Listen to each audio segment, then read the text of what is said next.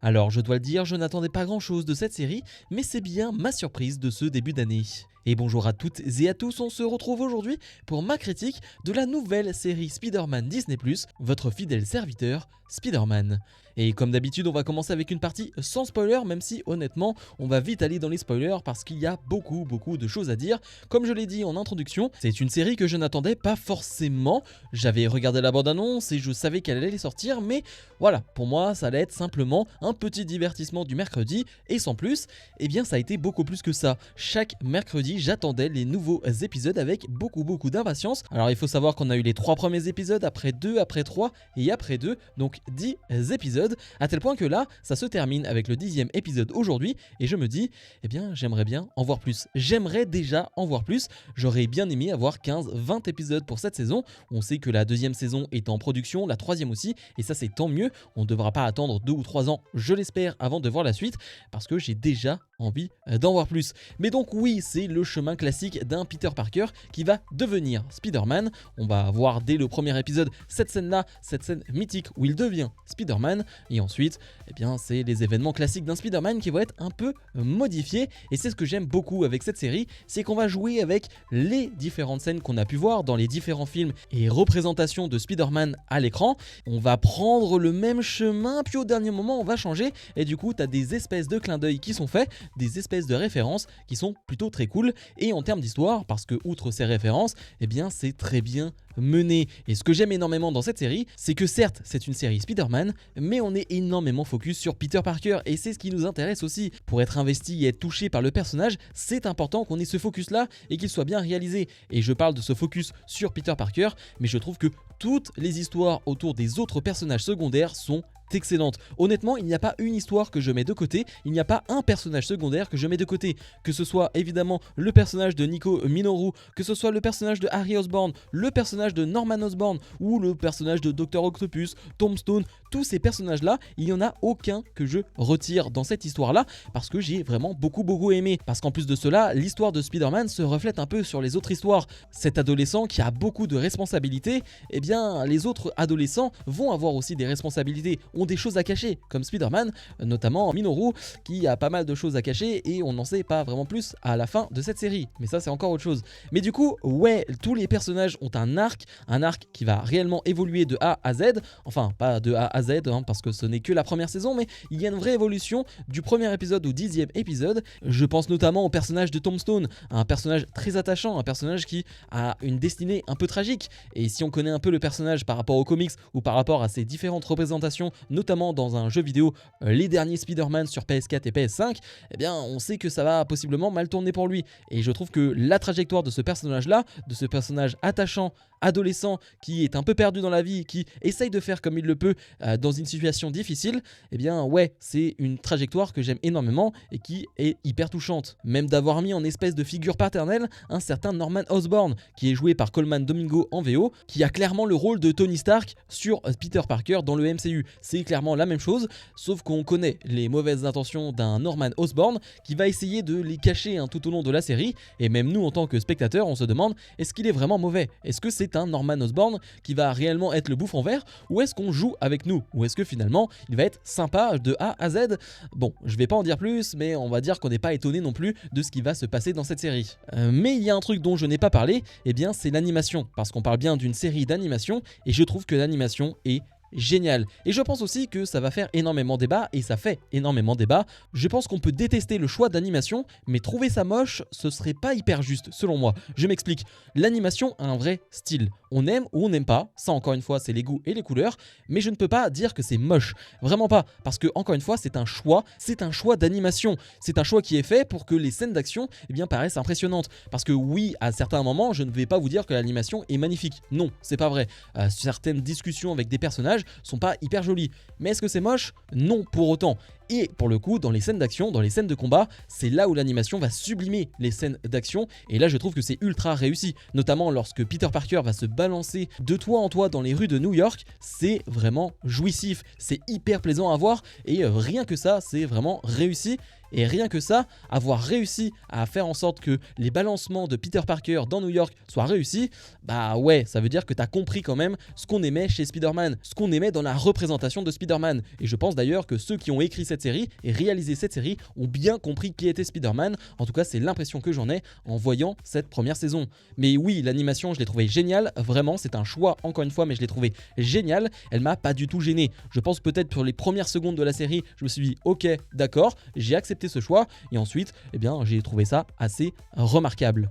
Donc ouais, ça c'était pour ma partie sans spoiler, j'ai beaucoup aimé. Si vous ne l'avez pas encore vu, je vous la conseille réellement, c'est 10 épisodes de 30-40 minutes, ça passe très bien et franchement je pense que vous allez être étonné de l'impact de cette série et surtout eh bien ce n'est pas une série que pour enfants. Je pense qu'un enfant peut la regarder tranquillement mais eh bien en tant qu'adulte tu peux très bien la regarder, elle passe vraiment bien et il y a des thèmes, des choix qui sont faits dans la série qui vont vous intéresser. Bref, on passe maintenant à la partie avec spoiler.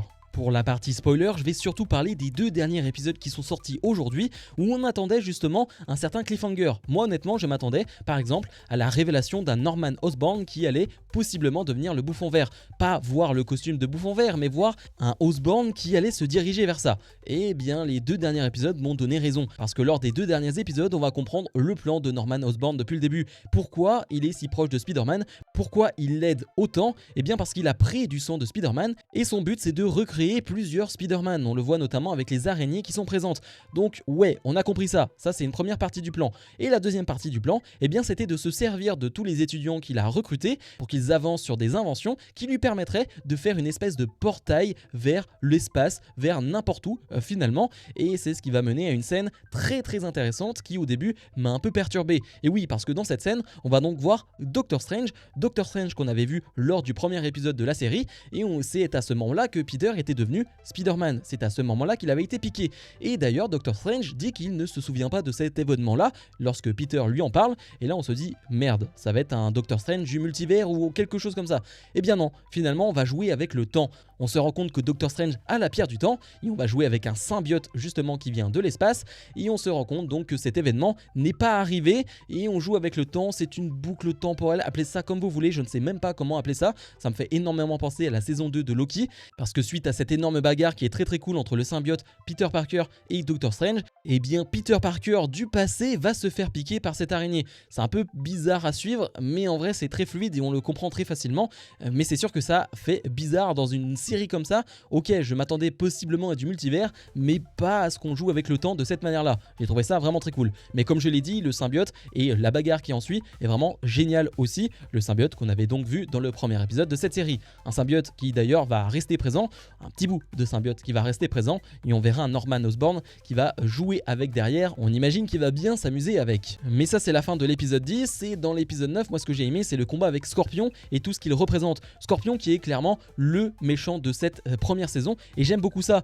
parce que c'est un méchant qui est plutôt simple sur le papier mais c'est un grand méchant mythique de Spider-Man et là on en a fait le méchant de cette saison 1. Il est important, on a vu un Peter se faire battre par Scorpion plus tôt dans cette saison, il s'est même fait transpercer par la queue de ce Scorpion, et bien là il a sa revanche, là il va se venger avec un certain Tombstone, et oui qui est devenu Tombstone et bien parce que là et bien il a inhalé des produits de Osborn et ça pue un peu pour lui. Alors j'avoue que je ne connais pas trop le personnage dans les comics, moi la seule représentation de Tombstone que je connais c'est par rapport aux jeux vidéo et je vois son physique et je me dis que ça va mal tourner. Et d'ailleurs après tout ça on va avoir une scène où on voit qu'au niveau de sa main eh bien il commence à devenir tout blanc, il va mal tourner et c'est là où le personnage va prendre une tournure assez tragique dans le futur et j'ai pas forcément hâte d'y être parce que ce personnage je l'aime beaucoup. Mais en tout cas donc à 2 contre 1 ils vont affronter le Scorpion et on a un Spider-Man qui va prendre mot pour mot ce que lui a dit Norman Osborn, arrête de retenir les coups, arrête de te retenir. C'est quelque chose que j'aime beaucoup dans cette série qui n'a pas trop été abordé dans les films, le côté Spider-Man il se retient et oui parce qu'il a une force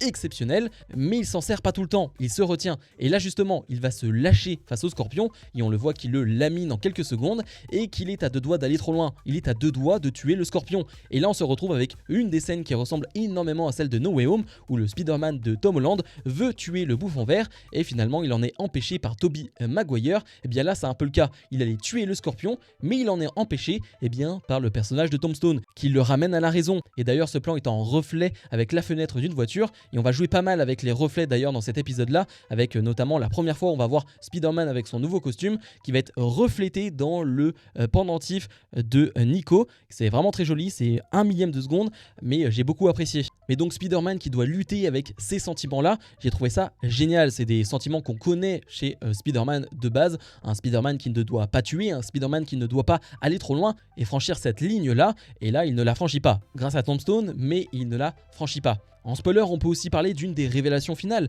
avec l'annonce que le père de Spider-Man n'est pas mort. Et oui, parce que May va être en prison, et il va rencontrer le père de Peter Parker, qui est Richard, si je dis pas n'importe quoi. Alors là, je ne m'y attendais absolument pas. J'ai même cru un instant que ça allait être Ben qui allait être présent. Eh bien non, c'est bien son père.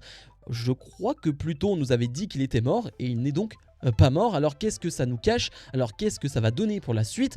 Je suis très intéressé parce que dans les films Spider-Man, on a eu certes une scène qui a été supprimée dans Amazing Spider-Man où le père de Peter Parker devait être présent. Finalement, ça a été supprimé du film.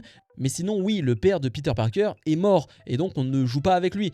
Là, va y avoir des choses à raconter. Ça peut être casse-gueule, vraiment casse-gueule, mais je suis intrigué du coup, vu que c'est un peu frais, vu que c'est un peu nouveau, j'ai envie de voir ce que ça va donner. Mais sinon, ouais, on est intrigué par le personnage de Nico qui a une superbe relation d'ailleurs avec Peter. Peter qui a une autre relation avec une autre fille, ça se passe plutôt bien, mais on imagine qu'il va y avoir un problème avec Tombstone qui était en relation avec cette fille-là. Ouais, on imagine des triangles amoureux pour la suite, notamment avec Harry Osborn qui est présent aussi, avec une Nico qui pourrait se rapprocher de lui aussi. Certes, il y a toute l'histoire autour de Spider-Man, des responsabilités avec Norman Osborn, etc. Mais les histoires un peu plus classiques d'amour de Spider-Man, je pense qu'elles vont vraiment faire ravage dans la saison 2 et saison 3, parce que là, avec tous les personnages qui pourraient se rapprocher, ça pourrait être un beau bordel. Je n'ai même pas parlé du caméo de Daredevil qu'on avait vu un peu plus tôt, qu'on revoit là dans cette fin de saison, avec notamment sa partenaire qui était l'une des étudiantes qui travaillait dans le bureau de Osborn. On se demandait, elle, justement qui elle était. On l'avait vu fouiner à un moment donné dans son bureau. On en sait un peu plus. Alors, je ne connais pas son nom de super-héros et je ne la connais pas vraiment, mais en tout cas, elle fait équipe avec Daredevil, ce qui veut dire qu'on va bien revoir Daredevil dans la suite, et ça, j'en suis très très heureux. Son combat avec Spider-Man était vraiment génial, plus tôt dans la série. En vrai, j'ai plus grand chose d'autre à dire, juste allez la voir si vous n'avez pas vu cette série. C'est 10 épisodes de 30 minutes comme je l'ai dit, ça passe très bien, ça passe très vite. L'animation, il faudra vous y faire ou pas d'ailleurs. Le générique, je le trouve incroyable, ça me fait réellement penser à des génériques des années 2000. Et c'est un peu ma période, donc je vous avoue que ça me fait extrêmement plaisir. Je l'ai jamais passé, hein. Je l'ai même en tête maintenant en faisant cette vidéo. Ouais, je le trouve incroyable lui aussi. Bref, vous l'avez vu, j'ai adoré cette série, j'ai hâte de voir la suite. Même si c'est pas pour maintenant, je suis vraiment convaincu que ça va être génial. Je suis convaincu par cette saison 1 et j'ai envie d'en voir plus très très vite. Comme d'habitude, je vous invite à mettre un maximum de pouces vers le haut, à vous abonner et nous on se retrouve dans la semaine pour d'autres vidéos. Salut.